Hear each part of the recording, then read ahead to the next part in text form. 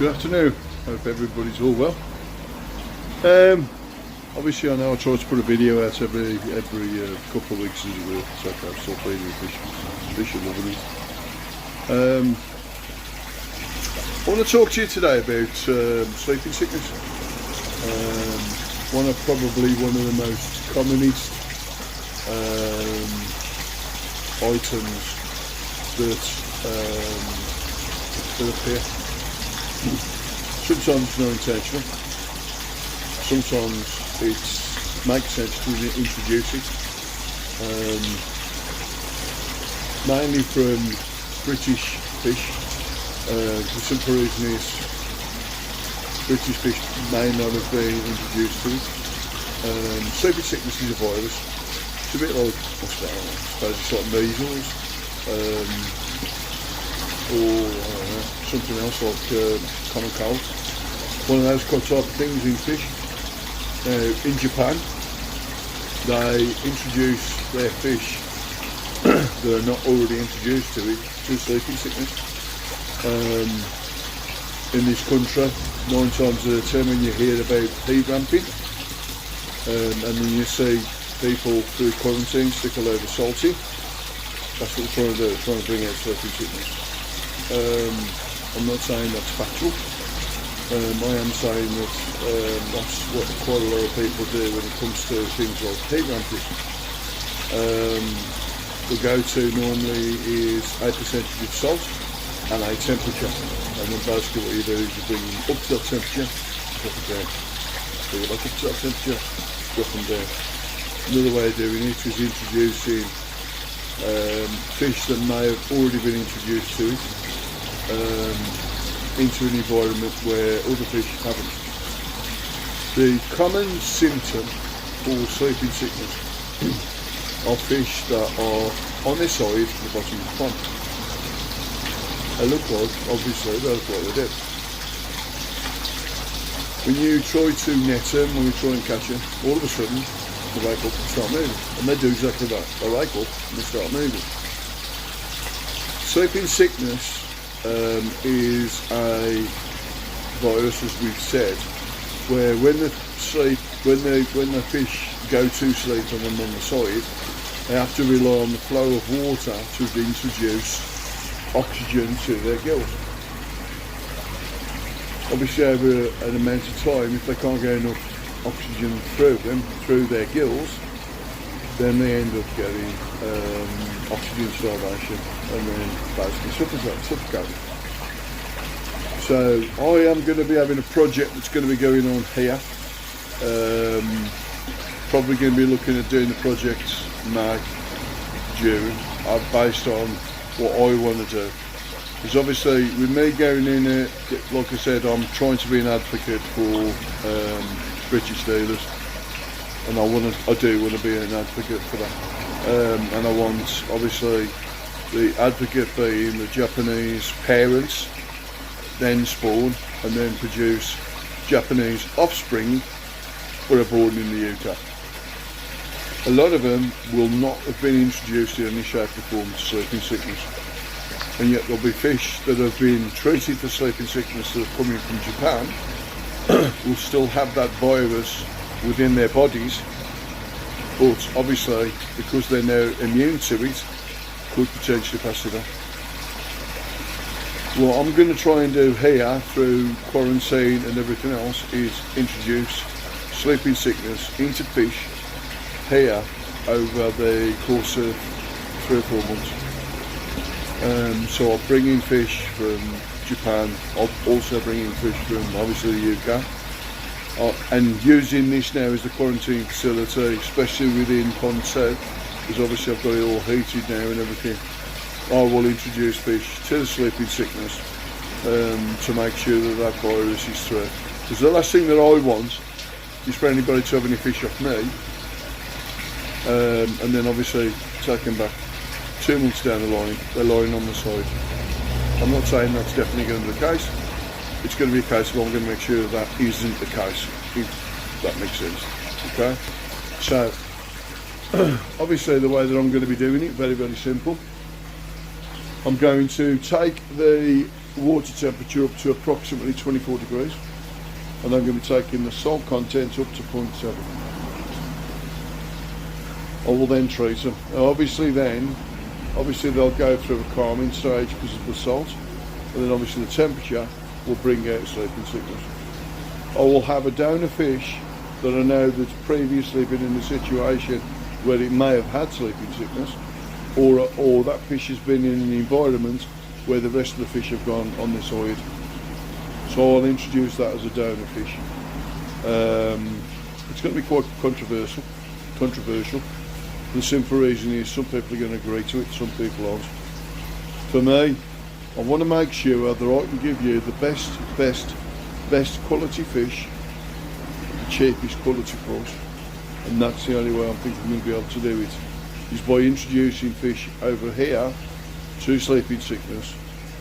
Obviously they'll be treated, they'll be quarantined. That's the whole point of having a quarantine facility, is being able to do that kind of thing.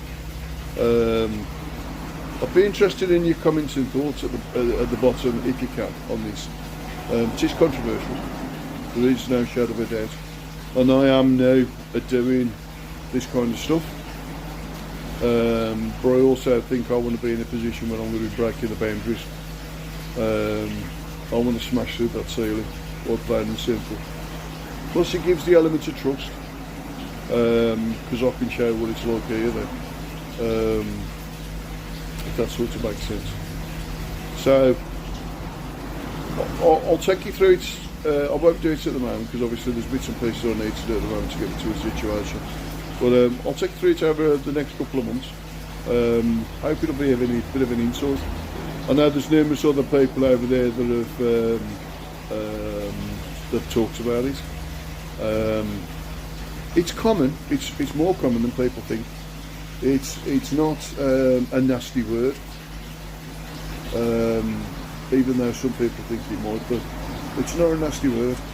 It's something that a lot of the dealers will go through their course of bringing in fish and introducing fish into a new environment.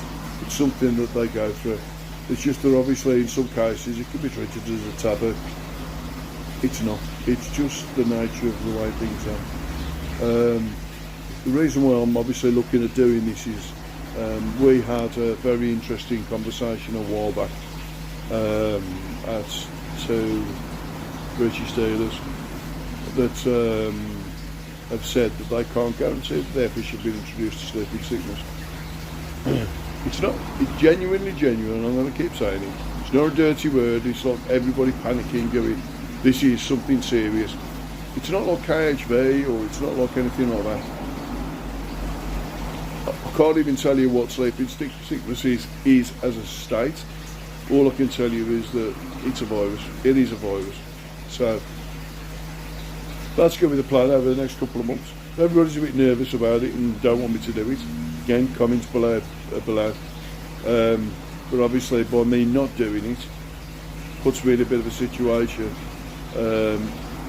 or puts a lot of dealers in a situation.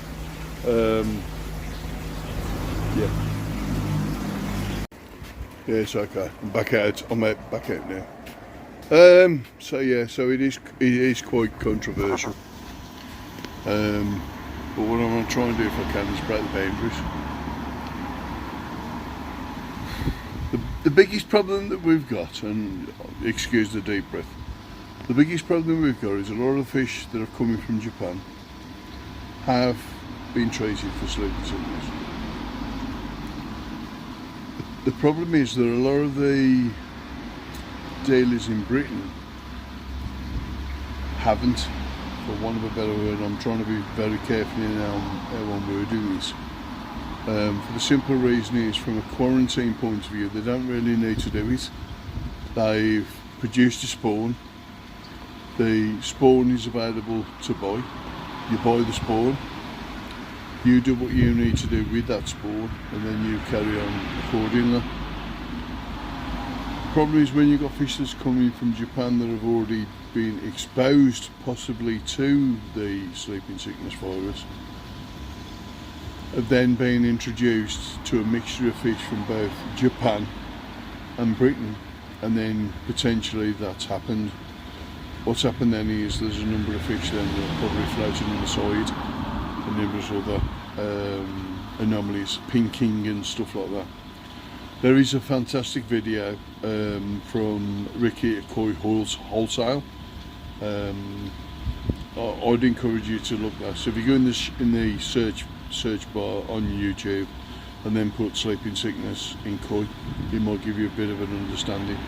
It isn't really spoken about in Britain as much. Like I said, it is a bit of a taboo.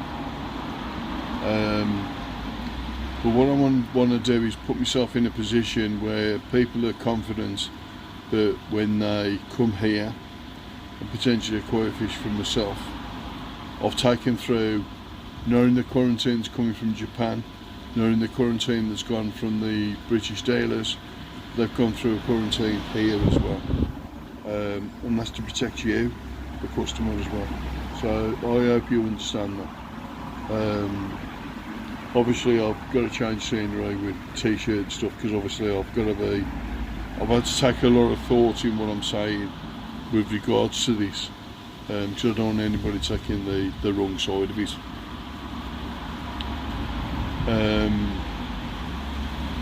Like I said, I know this is really controversial, and I know this might cause a few questions to be asked. And again, comments below, I haven't got a problem with it. It's just that obviously myself and Dave went over to the university to get some information, and then they brought the subjects up, and then we were thinking about it. And obviously Dave thought that he had it, which is why that we went through the process with him. And then again, I had previously I'd had fish from Dave. Now obviously all my fish, every single one of my fish go through a quarantine process anyway, irrespective of where they come from, who they come from. They all go through a quarantine process, and I always heat ramp them anyway, and I always put them in salt. It's just, this is a bit of a learning curve from basically somebody that's just joined, that's taking the chance in protecting you, the customer. Because obviously I've had a lot of young fry here. I had, like I said, I had a substantial amount of fry. I had a massive pH crash. It was something that wasn't expected. All of the parameters, KH, GH, nitrates, ammonia, were all within the acceptable parameters. For some strange reason, when the temperature dropped, even in the garage, my filter died. And when my filter died, that's what caused the problems that I had. I had to take that on board. But obviously when I transferred as a panic straight into the quarantine up the top into pond 2 after everything had been emptied, to bring that, to do the heat ramping up there, excuse my language. You know, we went up there, and obviously I had Dave up here, because Dave's got a lot of experience in what he does and how he does it. So we went through Dave to go through all the solutions to the problems, because as you know, I'm a prolific problem solver. But for me, this was a problem I'd never experienced before. I'd never experienced something where I couldn't control it. And I'll be honest with you, it's horrible. It is horrible. I had about 3,000 for a year. I think I lost best part of 2,000, which weren't the world's nicest, to be honest with you. It's not a nice experience. It's a very expensive experience, because obviously I spent all the money through the winter heating them, and we all know how expensive the electric's been. At the end of the day, I want to be able to know that from you as a customer, know that I've done everything I possibly can to give you the best quality fish at the best quality price. But I wanted to touch on, like I said, I wanted to touch on sleeping sickness and what it's all about. It is controversial, there's no arguments about that, it is controversial. And some people will agree, and some people won't agree. But picture the scene, you come here, or you go somewhere else, it don't matter where you go. You might go to the world's best breeder. All of a sudden you have a problem, you've got fish lying on the side and you think they're dead. Potentially they ain't, they're fast asleep. But from a credential point of view, what does that do for you as a person buying from that person? It's not very good, is it? So this is basically why I want to do here. I want to make sure that everybody's gone through, I'll rephrase it. I want to make sure that every fish that comes through here has been quarantined to the best possible situation I can offer. So that I know that when the fish come here and we sell them, I've gone through everything.